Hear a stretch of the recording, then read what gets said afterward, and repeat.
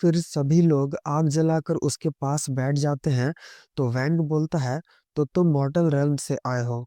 हमारे undying sect के founder जो निर्वाणा रेल्म पर है, वो भी मॉर्टल रेल्म से ही इस वर्ल्ड में आए हैं। ये सुनकर साओ चैन सोचता है, शायद इन्हें हम कोई एक्सपर्ट लग रहा है। तो वो पूछता है, निर्वाणा रेल्म क्या होता है? ये सुनकर वो लोग एक एविल स्माइल पास करते हैं, मानो इन्हें समझ आ गया कि इनका अंदाजा सही था। फिर लड़का बताता है, इस वर्ल्ड में 5 मेजर क्लैन्स हैं, पर सभी का पावर लेवल सेम कैटेगरीज में आता है। पहला है मॉर्टल शेडिंग, इसमें लोग एलिमेंटल फोर्स का यूज करते हैं। दूसरा है इनसाइट शेडिंग, इसमें अपने इनर स्पिरिचुअल ट्रेजर्स को अनलॉक करते हैं और बहुत तरह के सुपरनैचुरल पावर्स पाते हैं। इसके बाद आया है स्काई वॉकिंग निर्वाणा और इमॉर्टलिटी।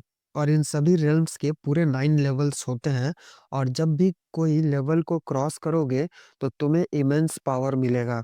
फिर लड़की बोलती है, तुम्हारे जैसे डेंजरस पर्सन्स जो कि निर्वाणा रेल्म पर हैं, जो कि इन्हें ऐसा लगता है, अगर तुम यहाँ के स्पिरिचुअल एनर्जी को अच्छे से समझ लो तो तुम इमॉर्टलिटी को पा सकते हो।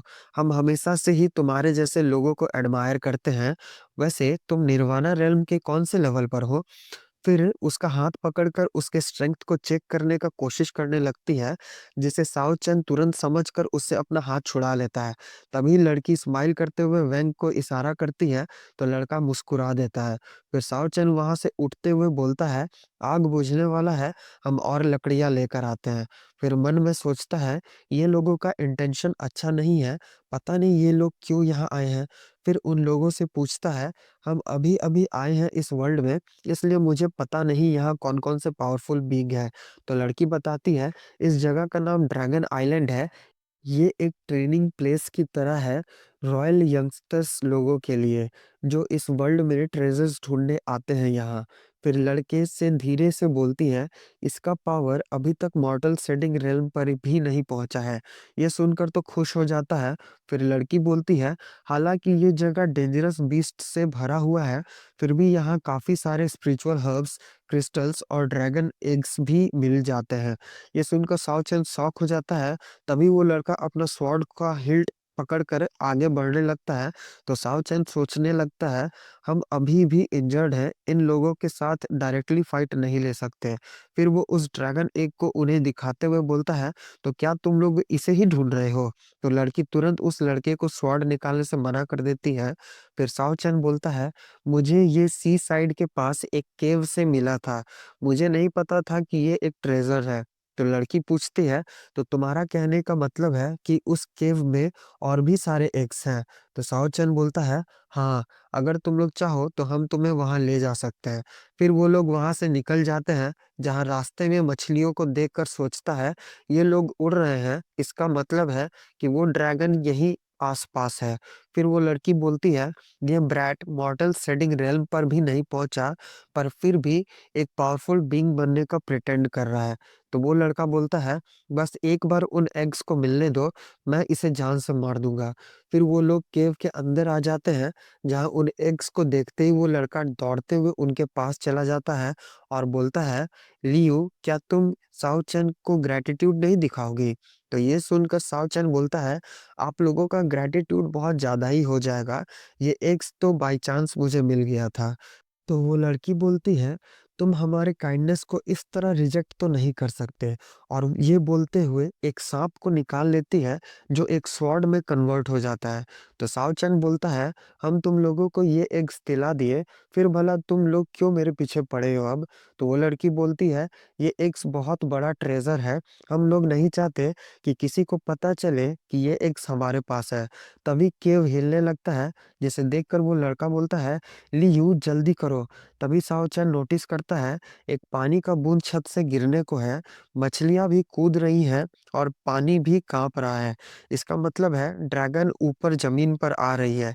इससे पहले कि वो दहाड़े, मुझे अपना सेंस को ब्लॉक कर लेना चाहिए। तभी ड्रैगन का रोर आ जाता है, जिससे लड़की फ्रीज़ हो जाती है। तो साओ चैन सोचता है, इसमें सिर्फ़ 3 साँस लेने जितना ही टाइम मिलेगा मुझे। फिर पूरे स्पीड से उस लड़की से उसका स्वॉर्ड छीन कर उसके पेट के आर-पार कर देता है, जिससे वो लड़की वहीं मर जाती है। ये देखकर वो लड़का तेज़ी से उसके पास आने लगता है, तो साओचन ये देखकर तुरंत उसका हाथ काट डालता है और बोलता है, "पिटी, मेरे अटैक से सिर्फ़ एक ही मरी।" तो वो लड़का गुस्साते हुए बोलता है, "तुम्हारी हिम्मत कैसे हुई हम दोनों को जाल में फँसाने की?" तो साओचन बोलता है, "शुरुआत तो तुमने ही की।" तो लड़का अपना स्वॉर्ड निकाल कर अटैक कर देता है, जिसे देखकर साओचैन भी अपने स्वॉर्ड से हिट एक्सचेंज करता है। फिर तभी वैंग एक किक मारता है, जिससे साओचैन थोड़ा पीछे फेंका जाता है। फिर साओचैन तुरंत ही अपना स्वॉर्ड उसकी तरफ फेंक देता है, जिसे वैंग डॉज करते हुए उसी के पास वापस भेज देता है।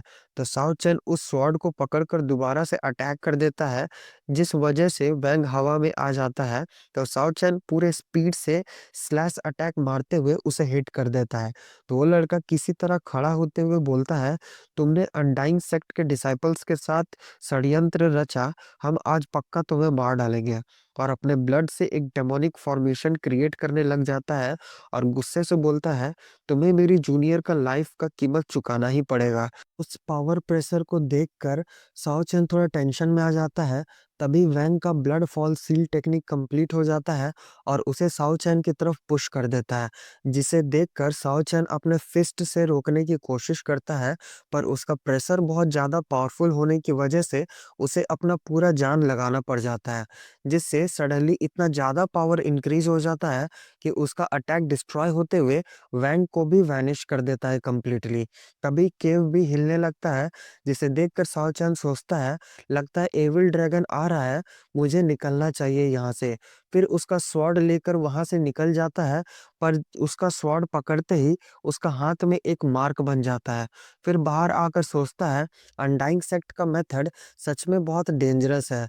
अगर मेरे पास वो कल्टीवेशन मेथड नहीं होता, तो सिर्फ फिजिकल स्ट्रेंथ के साथ हम उसे नहीं संभाल पाते। फिर अपने स्वॉर्ड में प्रिंसेस का शैडो देखता है, तो प्रिंसेस बोलती है, "तुम भी यहाँ हो?"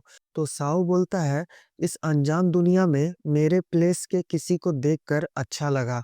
तो प्रिंसेस बोलती है, "होमलैंड के नाम पर सिंपैथी पाना चाहते हो? भूलो मत, हम यहाँ सिर्फ तुम्हारी वजह से हैं।" तो साओ बोलता है, "ये दुनिया बिल्कुल डिफरेंट है, तो क्यों ना हम दोनों अपने मन से ग्रीवेंसेस को हटाकर एक दूसरे का साथ दें?" तो प्रिंसेस बोलती है, "ग्रीवेंसेस को हटा दे" और जंप करते हुए अपने स्वॉर्ड को निकाल कर उस पर अटैक कर देती है, जिससे बचने के लिए साओ एक पत्थर उसकी तरफ फेंकता है, जिसे प्रिंसेस बीच से ही काट डालती है। तभी मौका का फायदा उठाते हुए साओ वहां से भाग जाता है, जिसे देखकर प्रिंसेस उसके पीछे जाने लगती है। तभी साओ लैंड ऑफ डेथ में पहुंच जाता है, पर उसका हालत बहुत ज्यादा खराब था। तभी आसमान से एक स्वॉर्ड का स्लैश आता हुआ दिखता है, जिससे बचने का कोशिश करता है, पर रोक नहीं पाता और हिट होकर पीछे फेंका जाता है। फिर प्रिंसेस उसके पास आ जाती है, पर तभी एक टायरानोसॉरस को साओ के पीछे देखती है, तो खुश होकर बोलती है, "लगता है तुम्हारा मौत इससे भी ज़्यादा बदतर लिखा है।" फिर वहाँ से भाग जाती है, जिसे देखकर साओ सोचता है, ये अचानक क्यों भाग गई? तभी अपने पीछे उस टायरानोसॉरस को देखकर डर जाता है, जिसके दहाड़ से ही वो उड़ते हुए पीछे फेंका जाता है, पर किसी तरह वहाँ से भागना स्टार्ट कर देता है, पर टायरानोसॉरस भी उसके पीछे लग जाता है, जिससे दूर खड़ी प्रिंसेस देखकर खुश हो रही होती है और बोलती है, "तुम सच में बहुत नसीब वाले हो।" पर किसी तरह वो टायरानोसॉरस से बचकर एक पत्थर के पीछे छुप जाता है। तभी वो हेवनली हॉर्स उसे देखकर 2 बेरीज़ उसके तरफ फेंक देता है, पर साओ उससे बोलता है, "ना रे बाबा ना, तू क्या कर रहा है? हल्ला मत कर।" पर वो यूनिकॉर्न तो उल्टा और ज़ोर से चिल्लाते हुए वहाँ से भाग जाता है। तभी डायनासोर वहाँ पहुँच जाता है और बोलता है, "पहचान कौन?" जिसे देखकर साओ का तो हालत ही खराब हो जाता है और वहाँ से भागते हुए बोलता है, "अबे नहीं पहचानना, पर टायरानोसॉरस भी कसम खाकर रखा है, आज तोहरा छोड़बे ना।" और भगवान का नाम लेकर लग जाता है उसके पीछे। तभी एक पत्थर से बचते हुए साउ नीचे गिर जाता है और टायरानोसॉरस को अपने पास देखकर काफी डर जाता है।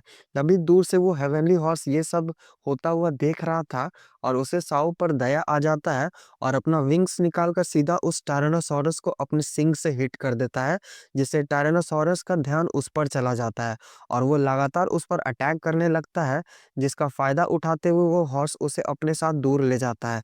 यह देखकर साउ सब कुछ समझ जाता है और वहां से निकलकर एक केव में पहुंच जाता है, जहां पहुंचते ही बेहोश होकर नीचे गिर जाता है। तभी उसके हाथ का वो बैंड हवा में उड़ने लगता है, जिससे वो एक लड़की को याद करने लगता है, जिसमें एक लड़की उसे वो बैंड बांध रही थी। तो साउ बोलता है, बर्थडे सिर्फ एक बार आता है और तुम मुझे सिर्फ यही गिफ्ट दे रही हो। तो वो लड़की मुंह बनाते हुए बोलती है, ये बैंड से पीस आता है, इसे हम बहुत मुश्किल से एक मॉन्क से हासिल किए थे। अगर तुम्हें ये नहीं चाहिए तो मुझे वापस करो। पर साव उसे वापस नहीं देता और इधर-उधर भागने लगता है। तो वो लड़की भी उसके पीछे भागने लगती है और बोलती है, मुझे ये वापस करो। तो साव बोलता है, अब ये मेरा हो चुका है, इसलिए हम अब तुम्हें नहीं देंगे। इसी तरह वो दोनों खुशी-खुशी पल बिता रहे थे। फिर वो साव से पूछती है, बहुत सारे कल्टीवेटर्स स्ट्रांग होकर इमॉर्टल वर्ल्ड में चले जाते हैं, तो क्या तुम भी एक दिन वहां चले जाओगे? तो साव बोलता है, इटर्नल लाइफ काफ़ी अट्रैक्टिव है, पर मुझे ये नहीं चाहिए अगर तुम्हें अकेला छोड़ना पड़े तो। जिसे सुनकर सुई खुश होते हुए उसे गले से लगा लेती है। फिर सीन प्रेज़ेंट में आ जाता है, जहाँ उसका ब्लड पानी से फ्लो होता हुआ एक ड्रैगन एग पर गिर जाता है, जिस वजह से उस एग का सारा पावर साव के अंदर एंटर करने लगता है। ये पावर इतना मैसिव था कि उसे सीधा उसके सी ऑफ कॉन्शियस में ले जाता है, जहाँ वो बताता है कि उसे प्रोफाउंड हेवनली स्टील मेथड एक रिवर के नीचे मिला था, पर झीउजॉर टाउन में स्पिरिचुअल एनर्जी की कमी की वजह से सिर्फ थोड़ा-सा ही प्रोग्रेस कर पाया था।